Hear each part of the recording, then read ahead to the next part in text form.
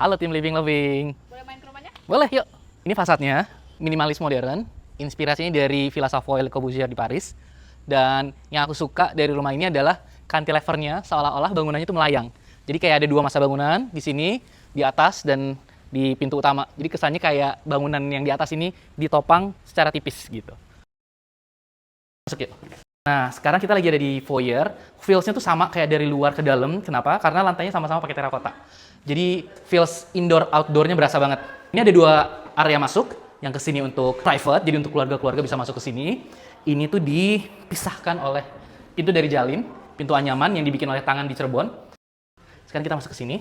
Selamat datang, ini adalah musola slash function room, tempat kumpul keluarga, tamu-tamu. Di sini ada tempat wudhu dan juga ada toilet. Ini semua lemari-lemari untuk karpet, mukena, sarung. Ini bentuk masa bangunan yang kemiringannya disejajarkan dengan arah kiblat gitu. Ini udah langsung ke arah kiblat. Sebenarnya dengan masa bangunan utama tuh dia agak miring. Kita tanya ya. Lagi apa sih? Lagi kerja. Lagi kerja. Ini adalah ruang tamunya kita. Jadi konsepnya memang lesehan gini. Kenapa lesehan? Karena kita jadi sejajar sama air. Jadi kesannya kita kayak tenggelam. Dan feels-nya tuh jadi lebih sunken, lebih intimate gitu. Aku tuh sering meeting juga, bawa tim ke sini. Jadi ini area untuk kita bisa ngobrol-ngobrol, kayak bikin konten. Mau ngebangun itu kan memang salah satu yang paling penting tuh pengen banget punya ruang untuk kumpul. Salah satunya adalah untuk musola juga. Ini function room sih sebenarnya. Jadi bisa berfungsi buat apa aja. Aku mau Silahkan. kasih tour dulu teman-teman dari Living Loving. Ini ada skylight yang dibikin melingkar seperti ini. Jadi kalau jam 12 siang tuh cahaya beda-beda. Itu keluarnya ini rasanya tuh kayak keluar masuk ke taman, lihat deh.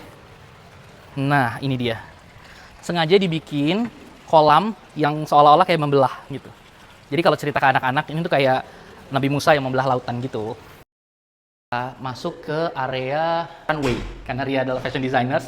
Ini ketinggiannya tuh agak menanjak sedikit. Jadi kalau secara prinsip arsitektur tuh ada compress dan decompress. Ini kita lagi di compress. Terus begitu masuk ke sini itu kita kayak dikompres karena ruangannya lebih luas gitu. Ini siapa? Tim Living Loving. Dan ini dining roomnya kita, open space concept. Tempat duduk-duduk kita sih di sini. Kolam renang karena masih punya anak-anak kecil. Alhamdulillah ini kepake banget buat anak-anak dan bonding juga.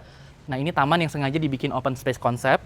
Batu yang sengaja aku pasang itu seolah-olah aku, itu Ria yang menyender. Terus ada 3 batu itu kayak anak-anak gitu loh.